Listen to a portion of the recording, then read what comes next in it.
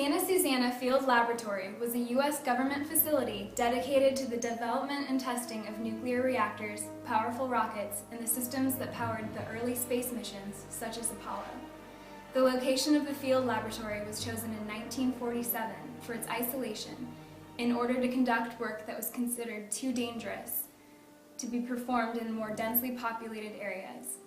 However, the population of Southern California grew rapidly, along with the housing developments surrounding the hill.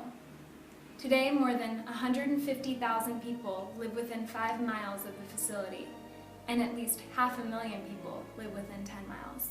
The site is divided into 4 production areas, Area 1, 2, 3, and 4. Areas 1 through 3 were used for rocket testing, missile testing, and munitions development. Area 4 was used for nuclear reactor experimentation and development. The Santa Susana Field Laboratory contained an experimental nuclear reactor from 1957 to 1964, which was the first commercial power plant to experience a core meltdown. There was a decades-long cover-up by the U.S. Department of Energy. At the time, there were no environmental regulations, so early disposal techniques are not recorded. The reactors located on the grounds of Santa Susana Field Lab were considered experimental and therefore had no containment structures. Reactors and highly radioactive components were housed without the large concrete domes that surround modern power reactors. Thousands of pounds of sodium coolant from the time of the meltdown still haven't been accounted for. Throughout the years, approximately 10 low-power nuclear reactors operated at Santa Susana Field Lab, in addition to several critical facilities, including a sodium burn pit and a plutonium fuel fabrication facility, and the largest hot lab facility in the United States at the time. Irradiated nuclear fuel from other Atomic Energy Commission and Department of Energy facilities from around the country were shipped to Santa Susana Field Lab to be uncased and examined. The hot lab suffered a number of fires, including radioactive materials.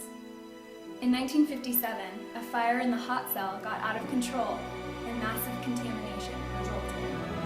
In 1959, the site suffered a partial nuclear meltdown that has been named the worst in U.S. history, releasing an undisclosed amount of radiation.